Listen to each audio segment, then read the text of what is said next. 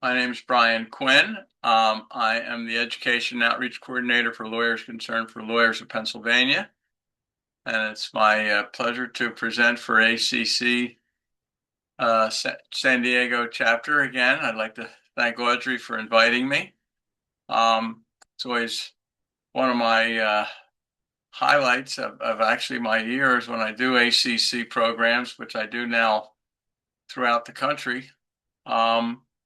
And This is an interesting program. It's kind of oh, it's kind of an all-encompassing type of program.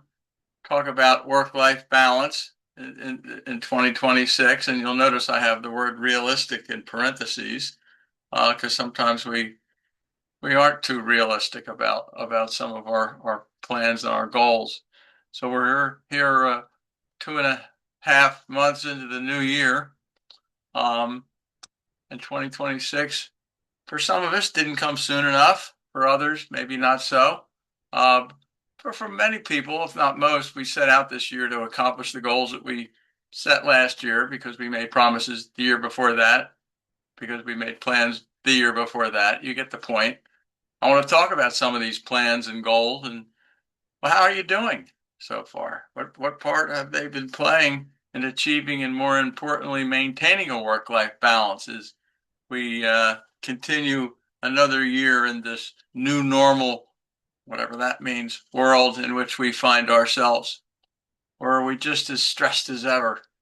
So here we go. Let's talk about, be it resolved, resolutions.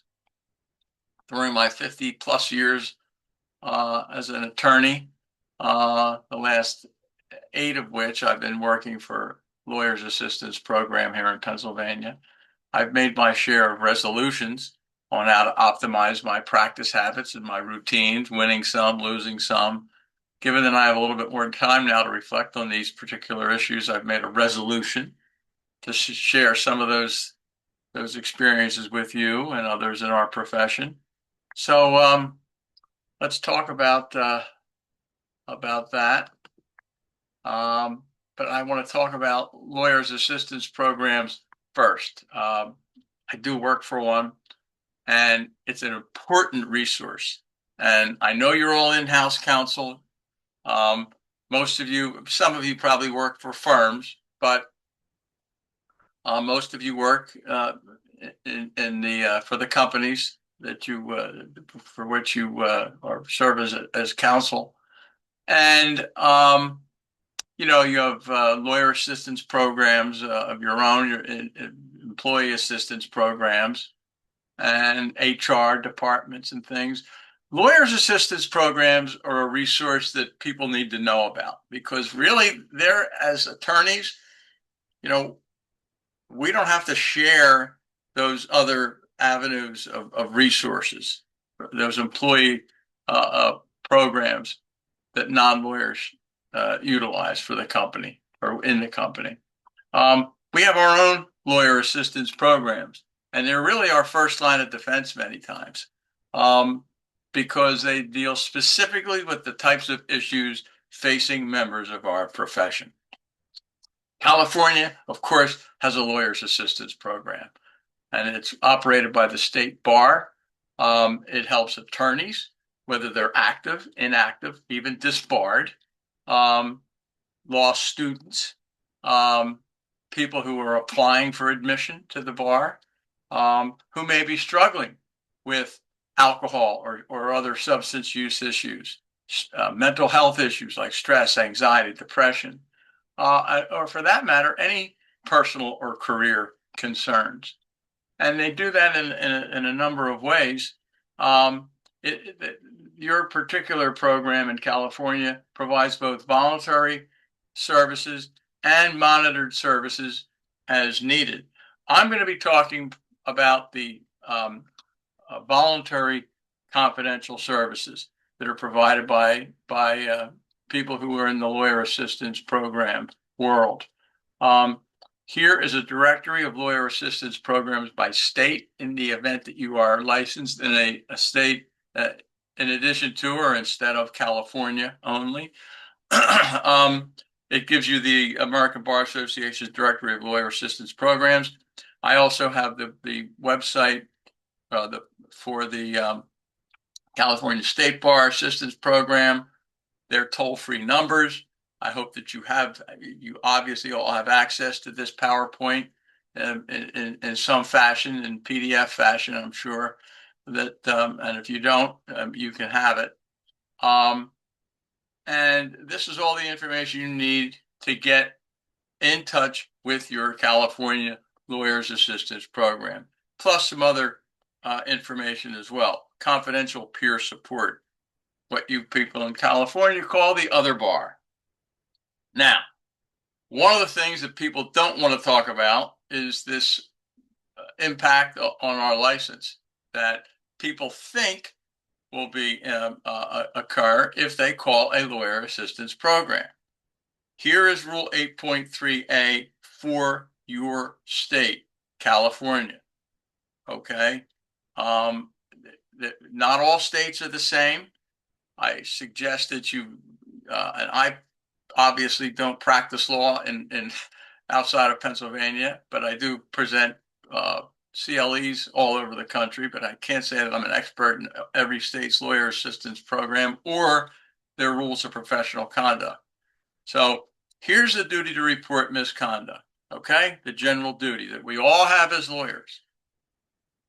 There's an exception to the duty to report.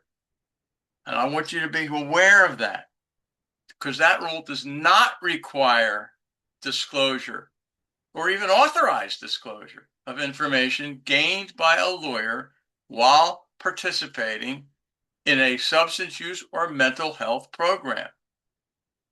Okay? This is information that you must be aware of, because it trumps any other sort of lawyer-client confidentiality or privilege or anything that you say to a employee assistance program or to people in HR. Okay, be aware of it.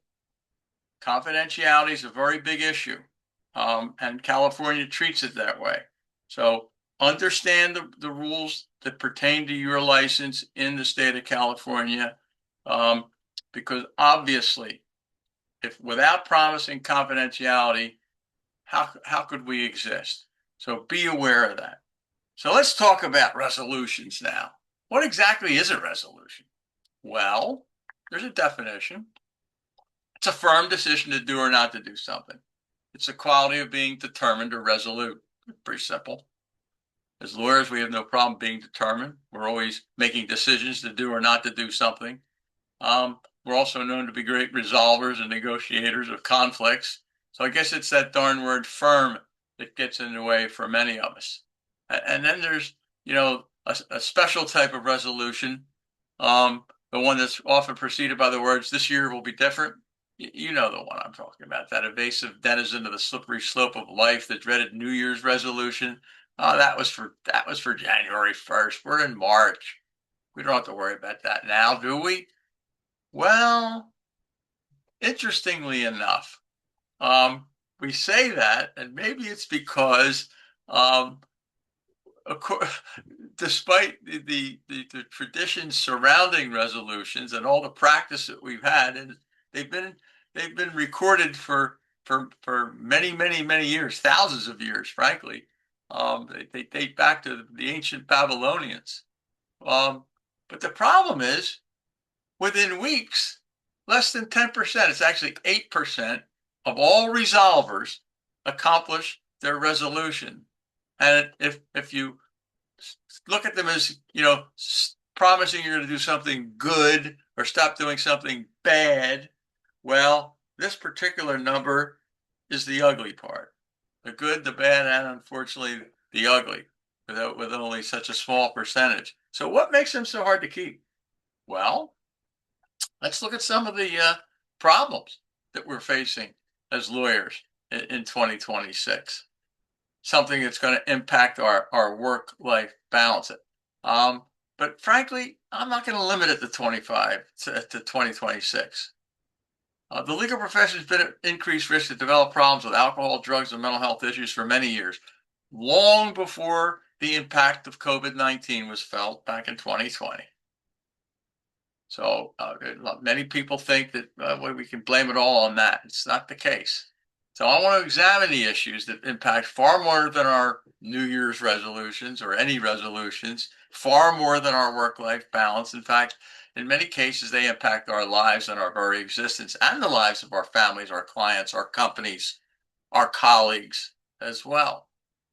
So back in 2015, the American Bar Association decided it was time to take a look at these problems more closely. So they asked the Hazel and Betty Ford group in Minnesota.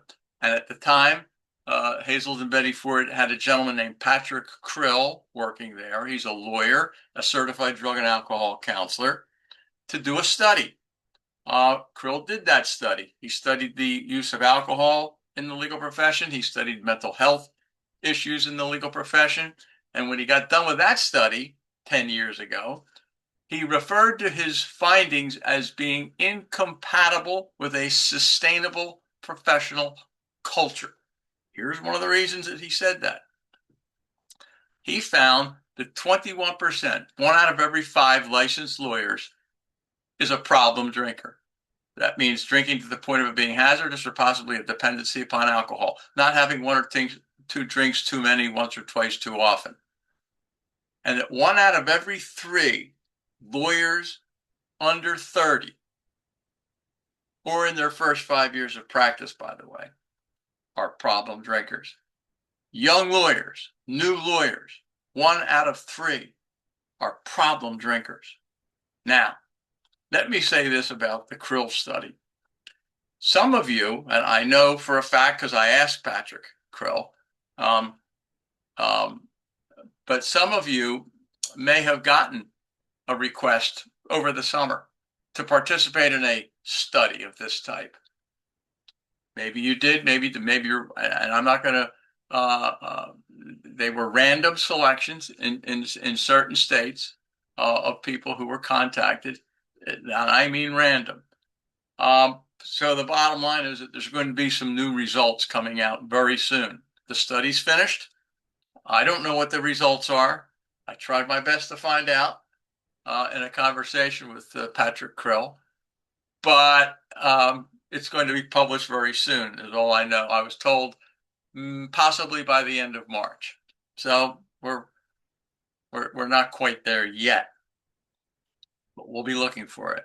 And he, as I said, he told me this much. He said he knows what I do for a living. He said, your job is safe.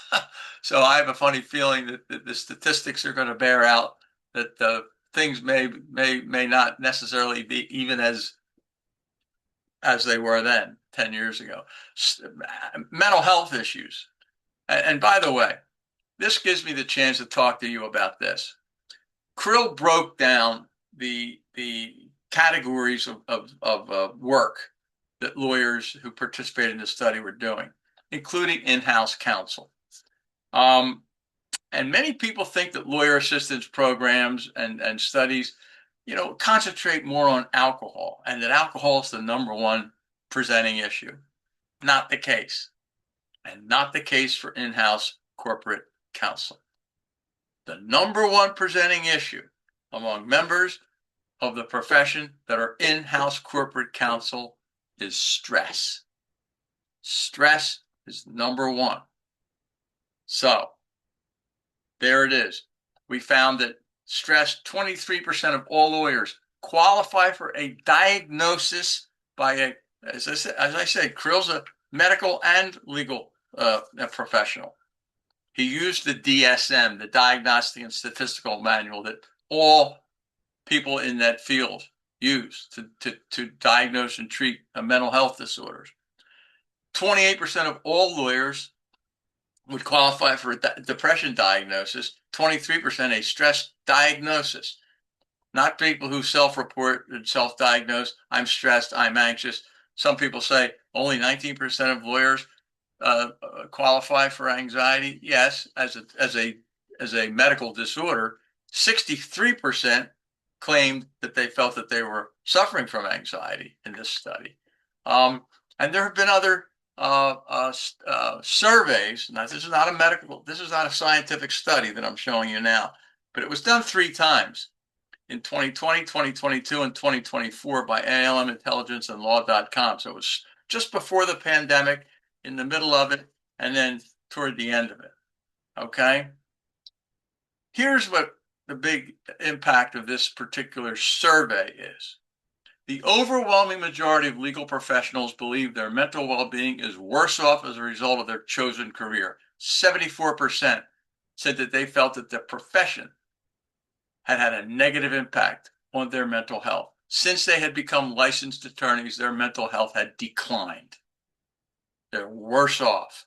That sheds some serious light on life inside of a in-house corporate law setting or inside of a firm, and how mental health programs are viewed and the causes of mental health challenges in those organizations.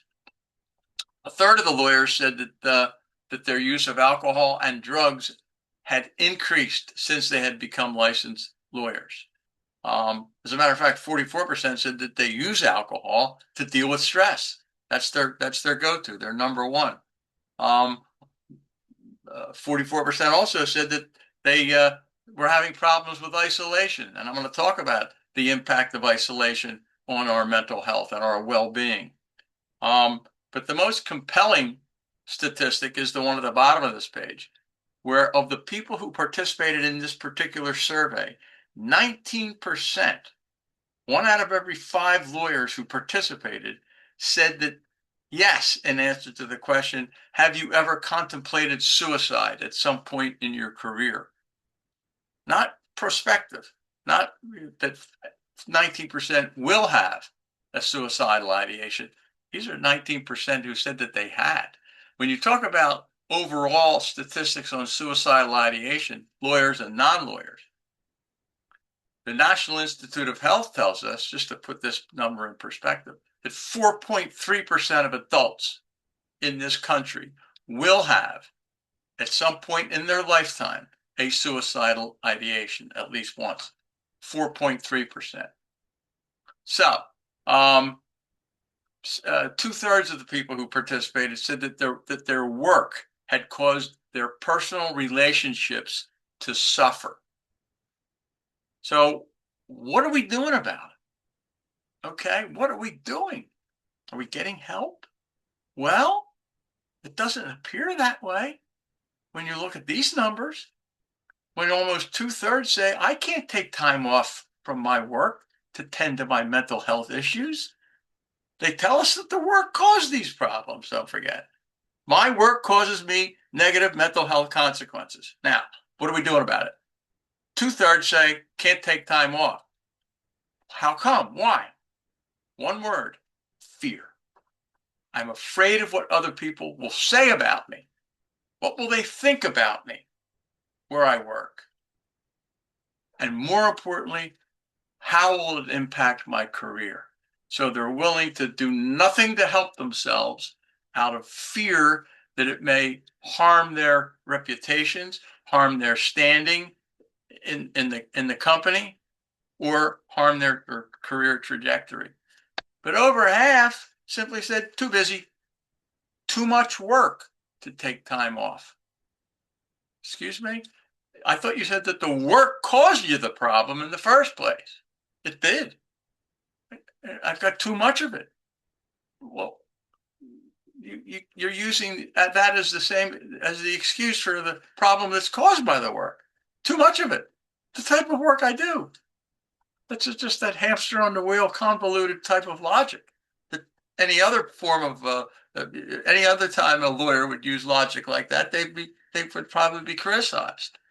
Not when it comes to trying to justify and rationalize and minimize the impact that their profession and their job is having on their mental well-being. And, as I said, depression has in the past been the number one issue, but it's now been overtaken by stress and distress, frankly. And of course, that is one of the highlighted down in the right corner of this particular slide, These are the symptoms in the DSM, in the Diagnostic and Statistical Manual. I didn't just come up with these on my own. So, excuse me, the social and occupational distress and isolation is indeed the one of the symptoms of depression, clinical symptoms of depression. And I'm going to talk about that, social isolation and occupational isolation. And it kind of comes under this category of something overall that we call aloneness. And it's a big issue because in our profession, in the legal profession, I talk about it all the time. I've been speaking about it since before the pandemic, okay, before the imposed isolation caused by that. One of the very first presentations I ever made asked the question, what are the common warning signs of addiction or mental health disorders in the law firm setting? And number one of those common warning signs was the change from baseline that we see when the people who were always available and accessible suddenly isolating and avoiding interactions. Lawyers love to hide what's going on in their lives. Why? Because we see ourselves as problem solvers. Our job is to solve other people's problems, the company's problems, legal problems, not to talk about my problems or worry about me. I don't want to appear weak. Who wants somebody that talks about only their own issues? So we may call ourselves problem solvers, but when we look at that person that looks back at us in the mirror every day and say, oh, I'm too busy for you. I've got too many other things going on that I've got to take care of. I've got to take care of those problems. Your problems aren't that important today. So we put them off, and they are chronic and progressive in nature. They do not get better by themselves. These are diseases that, as I said, are chronic and progressive. If left untreated, they will get worse. So what happens to the problem solver? They just become problem collectors. They just collect other people's problems all the time and never, ever take the time to address the problems of that person that looks right back at them every day. That file with their name on it gets right to the bottom, works its way back up, and then there's something new, a new crisis, a new deadline, a new issue, a new problem that they feel that they have to take care of. It's more important. You know, before there was social media and the ability to unfriend someone or maybe use a camera screen or a dignified portrait of yourself or a beautiful nature scene during a Zoom meeting, lawyers in distress or in full-blown impairment had to hide using a more surreptitious approach. You called out sick, you didn't answer the phone, you turned the lights off at home. You know, you only went to places to physically seek refuge where, unlike Cheers, nobody knows your name. So I want to look at this isolation and look at it from a physical and an emotional point of view. The state of solitude. First of all, there's differences between solitude, loneliness, and isolation. They seem similar to one another, but they're not. And where loneliness and isolation are generally not desired states because they both leave a person wanting more connection with others, solitude enables a person to be alone with themselves while enjoying their own company. Okay, it's not necessarily a bad thing.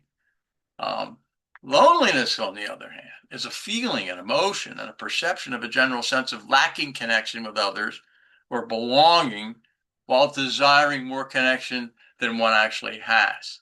It's a belief that no one understands our circumstances, our thoughts, our emotions, but more importantly, it's a belief that nobody cares.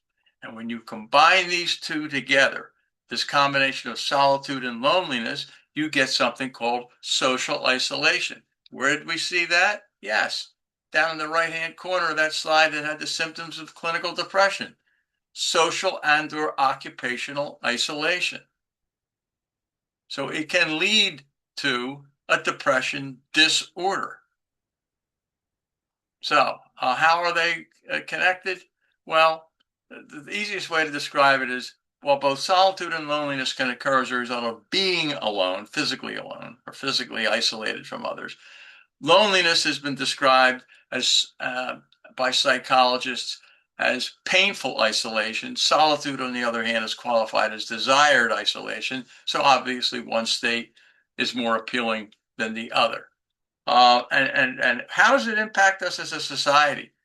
Well, several years ago, the then U.S. Surgeon General said that widespread loneliness poses a health risk as deadly as smoking up to 15 cigarettes daily, costing the health industry billions of dollars annually. He said it was like hunger or thirst. It's a feeling that the body sends us when something we need for survival is missing. He declared it the latest public health epidemic. And half of U.S. adults say they've experienced loneliness. So, and it can have all sorts of repercussions, from poor social relationships to a greater risk for stroke, heart disease, depression, anxiety, dementia, according to research. So, and humans are social animals. We're hardwired for connection. That's the conundrum. We've evolved to be really part of a pack, whether it's 2 or 3 people in your pack or 30 or 40 people in your pack. Isolating and avoiding interactions, which is the lawyer's go-to, is unhealthy. And it's one of the primary ways that lawyers use to hide or avoid discussing what's really going on in their lives. So therefore, with those statistics that tell us we are at greater risk to resort to negative behavior to make things better, that's why it's important to stay connected as best we can and reach out for support when we need it. So, getting back to, oh yeah, and here's another one. I came up with this one. Techno-loneliness. We have all the tools and toys that keep us occupied. We don't need anybody, do we? We've got everything we have and need and have it right at our fingertips. Our devices, our screens. I don't know that have that on that. No, it's not this particular presentation. But the number of hours that a professional spends on a screen device, okay, is as high as 99 hours per week. You know, that's no wonder we become techno lonely. So, yeah, we live in the virtual world. We just go home to check our work email. We're never turned off. We just go on standby mode. So that's the virtual world. That's another thing we need to make a resolution about, maybe to disconnect. And I'll talk about that in a few minutes. But I want to get back to this number one issue facing in-house corporate counsel: stress. What is it? It's a sequence of elements: a stimulus, a thought, an emotion, a behavior. Our mental response to stress reflects how we first perceive and then subsequently think about any given situation in our lives. Our brains are constantly evaluating our present circumstances and defining them as rewarding, risky, threatening, maybe even unknown. That initial response operates on a subconscious level, and it influences our emotional and our physical responses, which are interrelated. This subconscious and spontaneous analysis of every single situation we encounter is actually a vital part of our instinctive survival mechanism, similar to the animal kingdom's freeze, fight, or flight response, as the brain sends these signals out to the rest of our body, triggering specific chemical reactions, as well as other specific physical and emotional responses. It may trigger some sort of a fear-based response. It may propel us to take an immediate action in an emergency to get out of harm's way. But we really can exert conscious control over the thoughts and emotions to put the brakes on impulsive, harmful, or inappropriate emotions and behaviors. We really can and must consciously change our reactions if we're going to reach our full potential in life. We can learn to hit the pause button, to thoughtfully respond rather than to instinctively react. So, what about you? Do you stay calm and unruffled, looking for solutions? Do you get angry and look for somebody to blame? Some people are stress hardy, don't seem to be affected by the pressures and problems of daily living. They seem to thrive when the challenge is put before them. Others are unable to withstand any pressure or difficulty without being upset or rendered unable to act. Most of us fall somewhere in between. So it's thoughtful, optimistic, and calm emotional responses that reduce harmful stress. Resentment, anxiety, and anger generate harmful stress.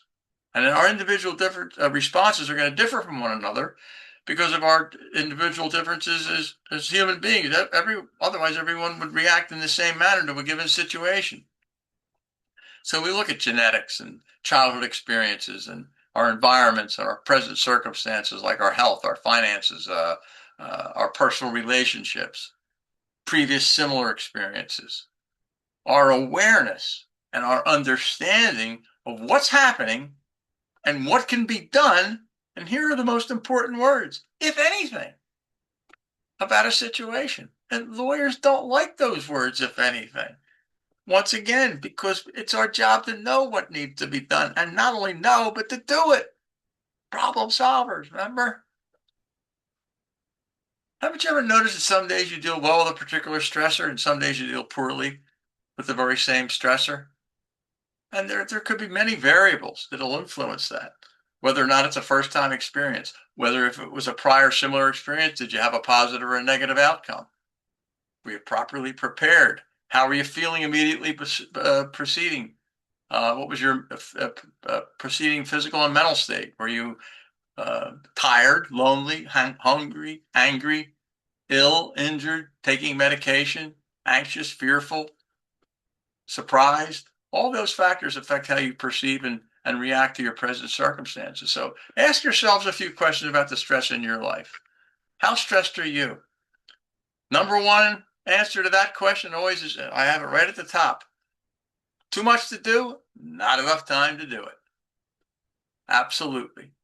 People in my department are cold, unfriendly, rude. The physical environment's unpleasant, and I have to constantly deal with unreasonable and difficult people.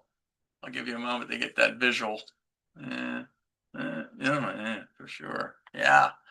So, too focused on profit. But then we start to hear lawyers tell us,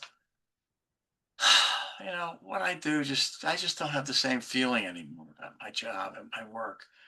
I'm bored. I'm not good at what I do. Not making a positive contribution to lives of other people or even to society as a whole. What I do doesn't deserve respect. That's when the antenna have to go up, folks. And we're starting to see people that are falling into this level of maybe something headed toward depression, or possibly it could be something else. Some stress is healthy. Positive stressors can energize and motivate us to be productive and creative problem solvers. But too many events, too many changes, too many demands in our lives, even positive ones, can leave us feeling overwhelmed and sometimes paralyzed with worry about how we're going to get it all done, because we're responsible for everything and everybody. And when things don't go our way, we get depressed, defeated, hopeless. We use alcohol or drugs to make us feel better. When life seems too much for us to handle, stress is not your ally, it's not your friend, it's your foe. You've entered into a life of distress. And the warning I need to give you is you can be in distress and not even know it. It doesn't happen overnight, just like that. Even as a result of a single stressful event, it's a gradual, incremental increase in your responsibilities, your duties, the pressures, the demands at home, at work, combined together for long work days that get longer, long work weeks that are getting even longer. At some point, work can dominate your life, keep you at a chronically high level of distress, and yet you can be unaware that you've lost balance in your life. If you stop for a moment and recall the last time you were acutely aware you were even under a lot of stress, it was probably a crisis that left you feeling that you had lost control. Oh, by the way, did you know that lawyers have control issues? Or is that breaking news? Yeah, we feel like we've lost control of a situation or its outcome. The truth, however, is that you were probably under a lot of stress already. And this crisis merely accentuated your awareness because many, if not most, lawyers are in a state of denial as to the amount of stress that they're under. Because aside from the external demands placed upon us as lawyers, are the internal demands lawyers place upon themselves. And one of the reasons is one of the traits of lawyers is perfectionism. And I have a whole program, and I'm not sure if I've done it for you folks yet or not, on adaptive and maladaptive perfectionism. People who live by the rule, if I don't do everything perfectly, I'm a failure. Those people tend to be workaholics, obsessed with control, but unconvinced that they have it. And since perfection can't be achieved, striving for it can be a constant cause of dissatisfaction. You push yourself to work harder, and despite your accomplishments, you feel like you don't measure up. And I'm not talking about imposter syndrome right now, but because that's another program and problem that I talk about a lot. It's really like workaholism. Trying to relax creates feelings of distress. So you need to relax without any busy schedule in front of you and not get distressed by that fact that there's nothing on your plate that moment. Your solution does not have to always be get busy, stay busy. So when you get a moment, you have all this available to you, take the distress assessment quiz about some of the questions that we have to ask ourselves about our habits, sleeping, eating, exercising, meals we skip, foods we eat, what we drink, what we don't drink, how we feel. Are we impatient and irritable more often than we'd like to be? Do we feel like we're not in control? Are we worn out? Do we not spend enough time with our families? And do we worry about finances and home life? And therefore, I got to keep working, nights, weekends, no vacation, can't take a vacation, can't get all my work done. I just added the one at the end. Are you feeling stressed over how many yes answers you just gave? We engage in this unproductive worry. Everybody worries. It's normal. It's a normal part of life to worry. It's when it becomes unproductive, when it has nothing to do with problem solving. Okay? When it's only about a matter of worrying and it starts with what if, followed by the worst case scenario your brain can imagine. Okay? That's unproductive worry. And that'll dominate us and keep us at a chronically high level of distress. They told me they were going to teach me to think like a lawyer when I went to law school, and then they did. And thinking like a lawyer is a legal skill, not a life skill. Okay? And here's what happens when we don't take care of this distress. We burn out. It's not a medical condition. It's just we get to the point where we're just exhausted. We can't make up for it with a little more sleep. We're fatigued. We get to the point where we feel that nothing really matters. The burned out lawyer is generally disengaged, cynicism. And the burned out lawyer has a sense of inefficacy. They feel like they're working hard, but they're not making any progress, not gaining any recognition. And once again, it's not a medical condition. So, anyway, what are we going to do about some of these things so that we don't fall into this feeling that nobody cares, waste time, become less efficient, do the bare minimum because we just don't have it left in us. We're just another day on the grindstone, huh? Why are lawyers burning out? What is it about us? Well, maybe it's our own personalities. The drive and the dedication that made us want to be lawyers in the first place.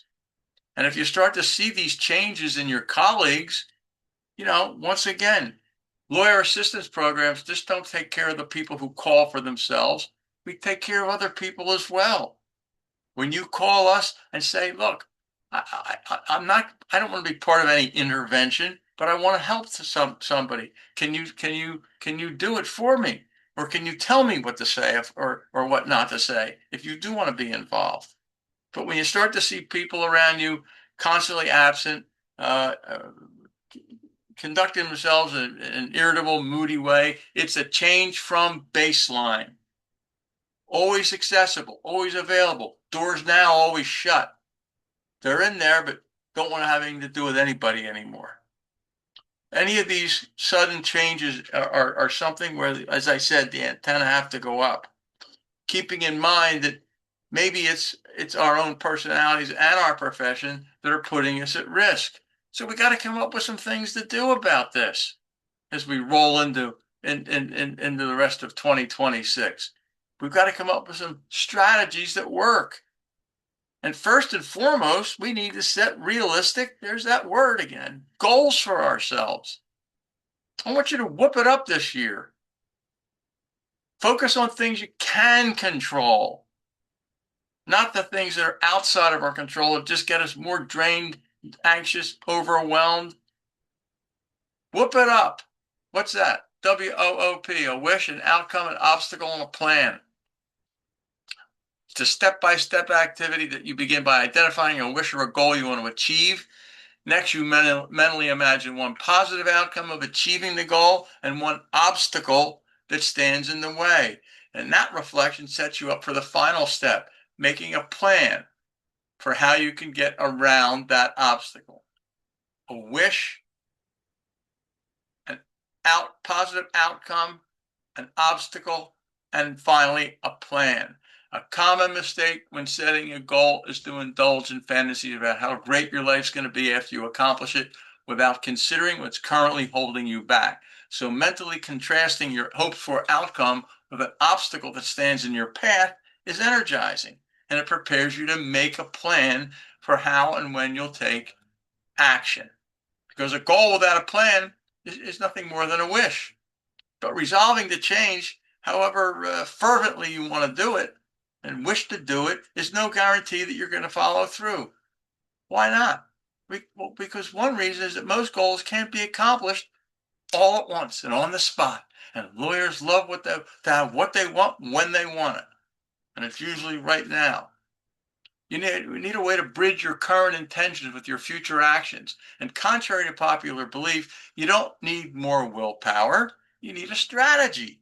And that begins with priorities. And as Stephen Covey points out, the key is not to prioritize what's on your schedule, but to schedule your priorities. Visualize how you want to spend each day and what would make you most productive. Start making small, deliberate changes that allow you to uphold your priorities and get them done effectively. I know there's list makers out there. I wish I was there in person to find out which of you are list makers. Sorry about that. But I know you're out there. There always are. And I then ask people this question. How many of you do things that aren't on your list, but once you've done them, you put them on the list and cross them out? I know that there are people that are raising their hand mentally, at least, they're nodding right now, too. They like the act of crossing out the task. It makes them feel good. So what happens when you don't finish everything on your list? How does that make you feel? And that's where that whole perfectionism personality comes into play. I got to get it all done or I've had a bad day. If it's a weekly list, I didn't get everything. How was your week? So. What happened? I didn't get everything done I needed to. Like what? Well, I didn't get this done or that done. Is that it? You had 15 things on your list. You did 13 of them. Pretty good week. Pretty good day. Whatever your measuring point is. So take a step back and look at this to-do list. How many of the things on your list are critical and must be done that day? What are you working to achieve? Create a plan. Remember the WOOP, the whoop it up. create a plan that'll work toward your objective, then schedule your priorities. And try not to have a whole bunch of stuff on your list. Why don't you just focus on 3 or 4? You have here's that word again, realistic chance of getting them all done, and you will reduce your stress level. When you do that realistic chance, you will indeed see a reduction in your stress level. Think about how your day's going. Do a pulse check during your day. What's that mean? Okay, how many of these things are true? I got to work right away rather than procrastinate. Instead of getting distracted while working, I stayed focused. Because I planned ahead, I was prepared for what I needed to do. Last, I didn't do things I knew I'd later regret.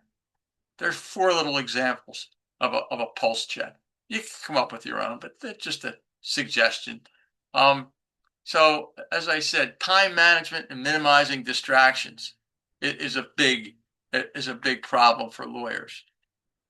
And I'll come clean right up front. I never fully succeeded with this resolution. I found that a major distraction was my need to see my emails, for example. Now, I'd be on the phone. Sometimes I'd be doing a CLE. And I have another monitor over here that that nobody can see, obviously, but it's over on. I have 2 monitors, and that's the one that has those little things and boxes that come up in the corner, the lower right-hand corner. Every once in a while, you'll catch my eyes going like that. It happened once so far today during this program. And it distracted me because I wanted to know, what's that person want? Okay? So I can't find out till after I'm finished. But once you see it, you feel compelled to respond. I viewed email communications like a tennis match, sensing the need to hit the ball back immediately, like I was on the other side of the net from name your favorite tennis player, but receive, reply, volley, serve. It's a distraction, but I kept it up. Shut the email window until you're ready to review emails. Problem was, I was always ready. My mind told me they were 911 matters. Had to change. That was one of my stress busters, having to change. I use this device, this distraction device, this portable virtual world that we carry around with us. Remember the one that keeps us from only makes us stay on standby? This thing, use it for healthy reasons. Put something on your phone that'll help you to pause and take a few deep breaths. And notification I have on my phone. I just talked about it this morning with another group. Every 2 hours, I've got it from 3 to 2.5 to 2 hours. 2 words, take 5. And then you got to take 5. All right, take 4. But take something, please. Get up, walk around, take a few deep breaths, lean back, close your eyes. Just, unwind, do something. You're not going to ruin your day. You'll get your work done. You'll get it done more efficiently. If you just relax for a few minutes. Create a healthy routine. Set some boundaries. Really, be intentional with your time and your space. I know we're the road that's paved with good intentions. I get it. I'm not talking about those intentions. When we had to shift to remote working during the pandemic, it took a toll on people, on their mental health. Many people couldn't find relief even in the comfort of their own homes. Many people still work at home. Many. So these are the things that we have to think about. This culprit, this 24/7 always on culture that emerged from hypercommunication with digital connectivity at an all-time high, it helped us adapt in our companies and our law firms and our departments, circumvent and respond to the disruptions that occurred. But with work meetings taking place at any time of the day without warning, and instantaneous responses have become the expectation and the norm, we're doing a lot more work than we used to. But is it efficient? And it doesn't appear that the always-on culture is going to be switching off anytime soon. So you got to have some strategies that can help safeguard your personal life, promote well-being, maintain high productivity levels at all times. Take breaks. Many lawyers are going without designated lunch breaks in the remote workforce or midday coffee breaks, but mental health breaks should be scheduled and prioritized. Remember the list? Remember the take 5? It's part of that. Think about other priorities that are important to you. Family things. Proactively put these things into your calendar and block the time and effectively schedule your priorities. Intentionally disconnect. Let airplane mode be your friend.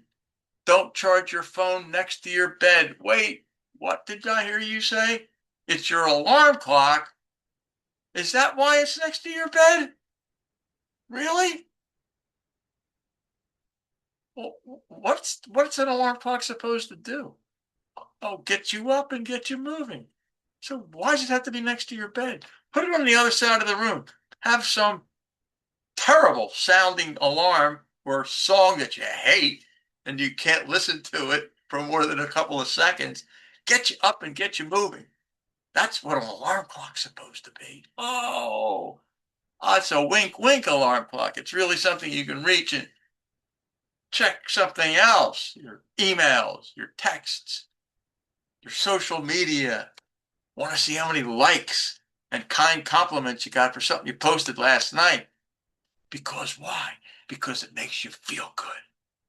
It gets that dopamine in the brain dripping away and does things that get cemented in our brains and make us feel good. So we've got to do something about it. We got to come up with some specific limits. How many times we're going to get distracted? What part of the day are we going to check our emails, make our phone calls, return these things, monitor our screen time? Why don't you use your phone to put something like a meditation app on it? I did it. Look, I've been a lawyer over 50 years. You can do the math. I'm not a kid anymore. Old dogs learn new tricks. And I said, I can't meditate. I can't keep my mind still for a minute. You're talking to me about 10 minutes of meditation? Are you kidding me? Have you ever tried it? No, why would I even waste my time? I know I can't do it without even trying it. That doesn't make sense. But that's the kind of stuff I said. And then I tried it. And a minute was hard. 2 minutes were hard until I got used to it. Then it became 4 minutes, 5 minutes, 7 minutes, 10 minutes. It goes just like that. And I'm so, wow, is that 10 minutes? Yes. Consistent stress reduction occurs with only 10 minutes of daily meditation. I put an app on my phone. I unplug from other things. Sure, it's important to exercise and eat healthy and create a positive attitude. Nothing beats sleep, though. I present with doctors all the time who tell me sleep sets the table for success. Sleep sets the table for success. You want to get a good night's sleep? Try this. Don't have a screen in your face where you're pushing, tapping, swiping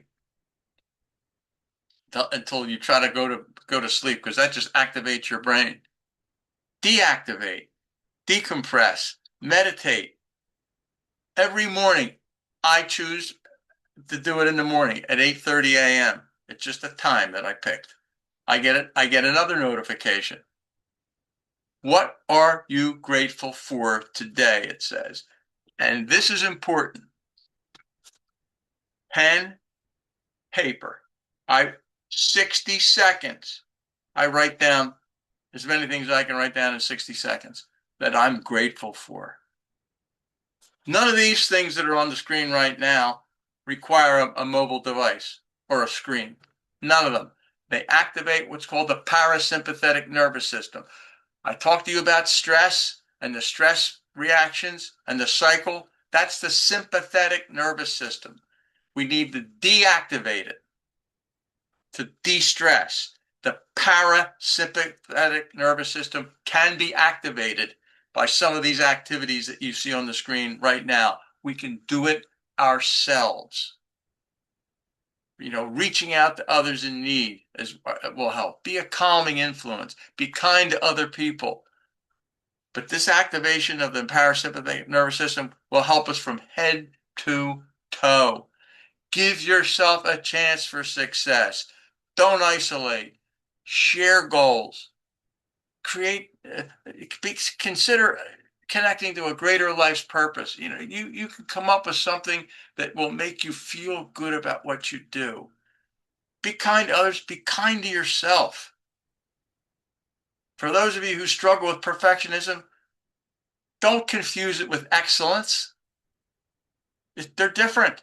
You don't have to be perfect. And if you feel like you need help, I know it's hard to ask for help. We are in a conflict-driven adversarial profession where we're thinkers, not feelers. Everything's win and lose. We excel, we push back, we debate. We have this paralysis of analysis. We're great rationalizers. Okay? I'm not one of them, in other words. Meanwhile, the expectations that are placed upon us as lawyers don't seem to go away. And yet we're ashamed and embarrassed to ask for help. The stigma that surrounds asking for help, especially when it comes to our mental health, is disproportionately magnified compared to society's stigma. That the stigma that faces lawyers is much higher. So we engage in denial. We think that we have things under control, but we don't, because we're so good at rationalizing and minimizing. And what complicates it is that we do it together. I'll help you. I'll lift the rug. You sweep all your problems under, because tomorrow I may need you to do the same for me. We cover for each other instead of saying, what's going on? How can I help you? It's okay. I know what we can do. Let's call a lawyer's assistance program. Don't rationalize and clean up and ignore these things of our colleagues and make lies and excuses for them and back down from demands. Be at the center of the ripple effect, the good ripple effect. Asking a question. How are you? How can I help you? What's going on? Is there something you'd like to talk about? It's a great start. Starts the ripple. Picking the phone up, making the phone call to the California Lawyers Assistance Program. If it's for yourself, great. If it's for someone else, fine. You don't have to give your name. You can remain anonymous, even if you're calling about someone that you're worried about, or maybe a family member that needs help. Is it your business? It's all of our business. Remember what Krill said, who did that study? It's incompatible with a sustainable professional culture. We are part of that culture. We are lawyers. We impact society every single day. You heard me talking about these minutes here, 5 minutes there, 2 minutes there. Here's the resolution. I want you to devote 4% of your life to taking care of you, problem solver. That's an hour a day. It's 4% of your life. Is that too much to ask? Do one thing you love to do every day. Don't be afraid. Be realistic in your goal setting, and don't wait. Forget the fact that you're one of those people that didn't keep their resolutions. Start a new one. Start it today. Today's the beginning of your new year. Right now. 2026 is just beginning. It's going to start all over again for us. So let's create a realistic work-life balance. My name's Brian Quinn. Here's my contact information. Please feel free to call upon me at any time. Thank you, Audrey, for inviting me. Thank you, ACC San Diego, for having me. My pleasure. Thanks.